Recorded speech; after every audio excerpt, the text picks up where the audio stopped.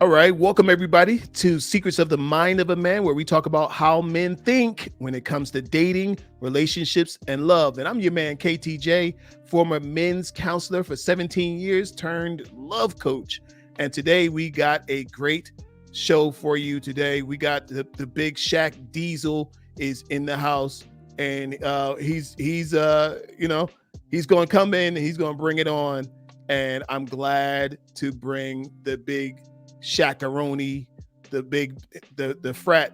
Look, I gotta give a shout out to the bros, to the Q's, Rue, to the Q's. Shaq is actually my fraternity brother. I'm a Q, and I'm proud of it. So let's get into this video.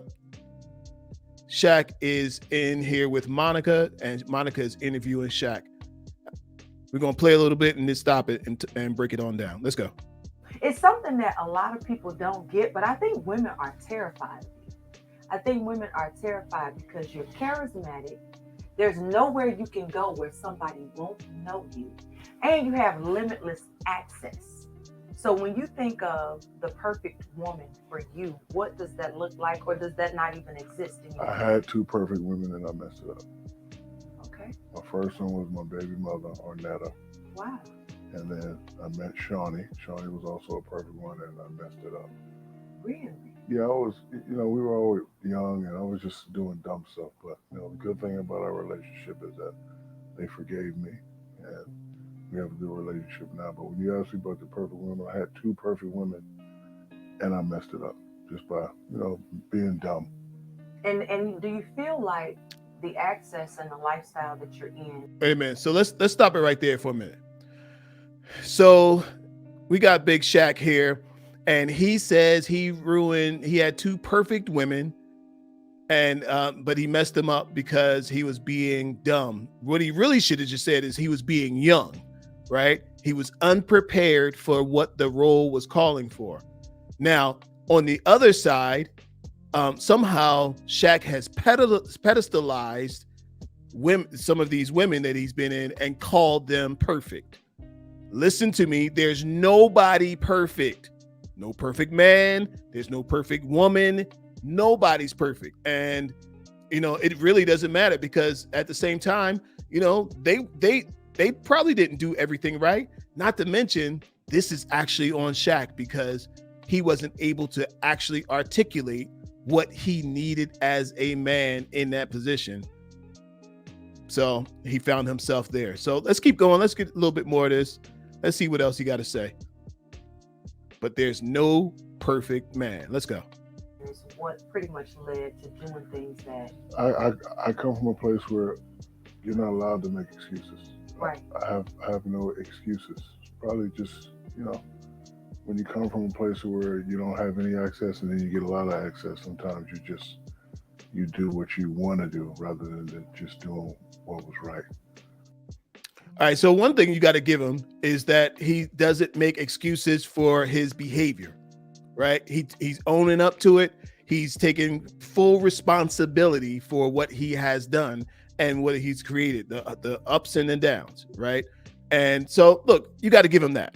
You got to give him that little piece. And Shaq is actually my favorite celebrity. If you ever seen this guy in real life, he will really pay for all the toys in the whole Walmart for all the kids. Like this guy, he just loads it right up and is really cool as a celebrity. He's actually my favorite celebrity.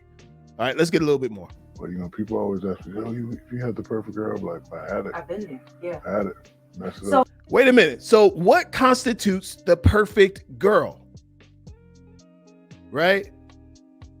The perfect girl. And really what Shaq just needed to do was to be able to articulate what he wanted as a celebrity, as Shaquille O'Neal, 7 foot tall, right? He really could have just said, okay, I'm not ready to only be with one woman. You can be my woman, you can be my wife, but I'm not ready to just be with one woman. Guess what? Those women might have understood, right? But he tried to play the one woman man kind of thing, and he knew he wasn't ready for that. So one of the things that we talk about in the men's community is being honest. Let me pull this in. Being honest. and just understanding what you want, right? So if there's some fellas here, you have to be able to articulate what it is you want to the woman that's in your life. She's either going to say yes or no. But this is one of the secrets of how men think. There are some men who feel like, if they get access, they can have it all. And sometimes having it all will cost you. Let's get a little bit more. So how do you, as a man, say now to a younger man, we both have been married and divorced, how do you say to someone else, like, take accountability? Because I think the first issue is that a lot of times when you are in a relationship where somebody was a good somebody, they don't want to take accountability because they don't want to look a certain way. First thing you have to be is honest with yourself and honest with your partner. However it goes, I do this, I don't do this. If you say you're going to be one way, be that way. You can't say, I do, and then be over here doing something else. That's what most of us get in trouble. I tell my sons all the time, a man has 3 jobs when it comes to a woman: protect, provide, and love. All right. So y'all know I was going to have to stop it there. A man has 3 jobs: protect, provide, and love to a woman. Now, is that just a woman or is that your wife? Okay. You going to protect, provide, and love all the women? That's a little slippery right there. But hey, this is what he teaches his sons. Now, hopefully he also teaches his sons to communicate clearly what your needs are to the woman that's in your life. All right, let's keep going. Some men can only offer 2 for whatever reason. Right. But I'm going to teach you how to offer all 3. Right. And that's what I try to do. And even though I don't have a relationship with the women that I let get away, I will always PP up, protect, provide, whatever they need, they get it from me. Shawnee's married. I'm happy for her. I hope this gentleman treats her the way she's supposed to be treated. And I'm going to still love her. And she's still my wife. I will always protect, provide, and love for her, married or not. Because Hold on. Yeah. Y'all know we had to pull up on that. Wait a minute. She's still your what? Hold on. What was that? She's still your what? She's still your wife? Bruh. I'm gonna have to hit the buzzer on you on that. She's not your wife. And listen to this. That probably sounds really comforting to somebody. That sounds really good and something really nice to hear, that a guy would say something like that, right? But it's probably borderline offensive to her actual husband. I mean, you're not going to tell me that this is my wife. This is not your wife. No, you can't do anything for my wife. I don't care how much money you got, right? Sometimes some guys are still under a little bit of delusion. Shaq, I don't care how much money you have. You can't do anything for my wife. She's my wife now. That's what Pastor Keon would probably be saying. So, but she's pretty good. She ain't gonna need your money no time soon. No way. She's doing really well. Let's go. Well, how does that change though? Because once you add someone else to the equation, is that a conversation you have first? It's just how I was raised. Right. You protect, you provide, and you love your woman. Wait a minute, Shaq, but she's not your woman. Shaq. See, these are these delusions that a guy can have. And listen to this. This may sound really harmless. This is why we talk about we on here. I'm breaking down how men think when it comes to dating, relationships, and love. If a man says this, it sounds wonderful. It sounds, it pulls on your heartstrings, right? But understand that some men may actually act on that, right? And start acting like you're still his wife, imposing like you're still his wife, right? Once you sign those papers, she is no longer your wife. Now, if you want to donate, the kids, you'll always have the kids, but you do not have the right to do anything with that woman who is no longer your wife. You left that. and you don't have that opportunity anymore. Let's go. 5 children together. She's getting married to another man. I'm not going to just be, nope. Right. I'm And still Shawnee there. and I, we had a Yeah, great so, conversation in passing. Listen, I'm still there. I only talk about this with you because I trust you and I know you. Right. I'll never have this conversation with anybody else, but people need to know and understand that you protect, you provide, and you love for your woman. Wait a minute, y'all. Now here's something that a guy will do.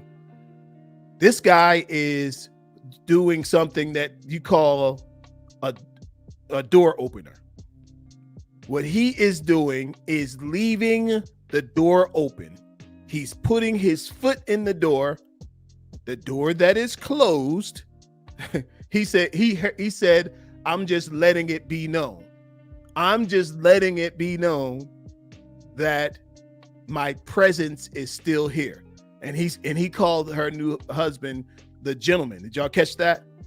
Listen, it's these little minor signs, right? Of possession. I know y'all think it's no big deal, but this is what's called putting your foot in the door, keeping your foot in the door so the door doesn't close. Now, of course, this would really be up to Shawnee to be like, no, we're finished. No, don't call me except for some involvement with the children. Like we don't have anything else to talk about. We're finished.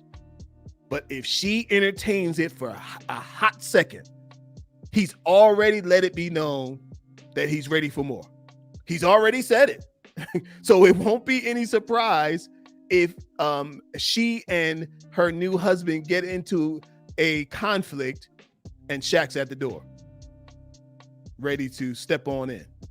Shaq Diesel, and he's 7 foot tall. I've actually met him. People used to say I'd look like him, and I told him that when I met him. He was like, "You do look like me." All right, let's keep going.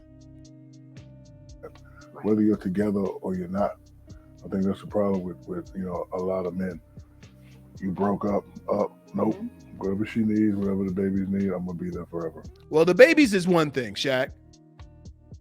The babies is one thing, but her is another thing. Now, if she's about to be outside and she's on dire straits, sure, help her out, right?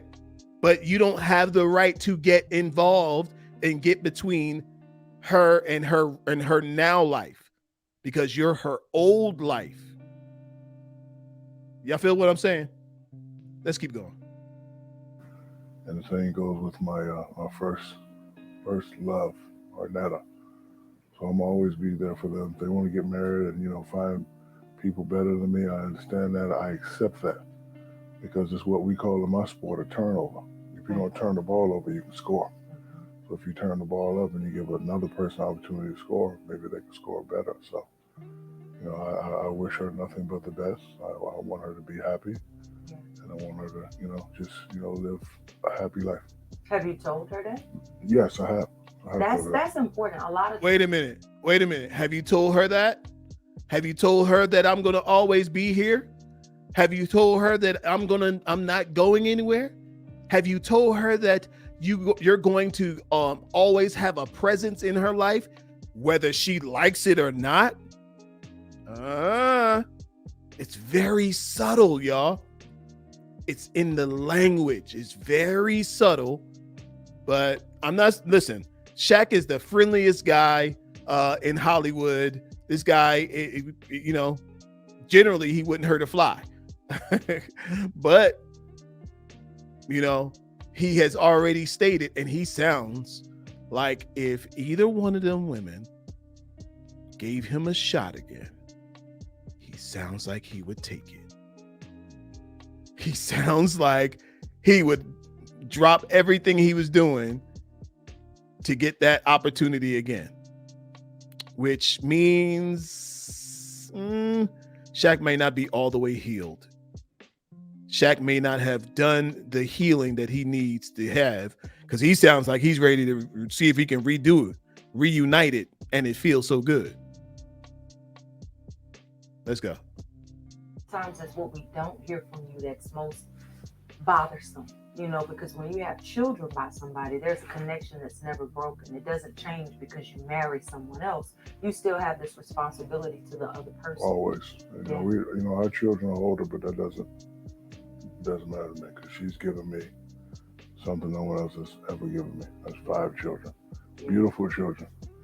But wait a minute. What about the first love? Come on, Shaq. What about the first love, Shaq? So he doesn't have any. I think he said he got 1 child with the first love. So it's based on having children. Is this based on having children? Your feelings, okay? But this is how some guys feel. All right. And they're perfect children. I don't have any problem with my kids. They listen. They follow their dreams. They're all in school. They're working. I'm good. I'm straight. So I try to thank her for that as much as I can. All right. So, ladies and gentlemen, y'all tell me this. At what point is the debt paid to the former spouse? At what point is the debt paid off? At what point can you move on? Or are you always indebted to the former spouse, the children's mother? Are you always responsible? Ladies, I would love to hear your comments. Fellas, if y'all watching, I want to hear your comments as well. Is the man always responsible for a woman that he's no longer involved with? I need everybody, go ahead and hit that subscribe button. Please hit that subscribe button, then hit the bell so you don't miss anything. Well, we got more secrets to drop here on Secrets of the Mind of a Man, where we talk about how men think when it comes to dating, relationships, and love. All right, till next time, peace.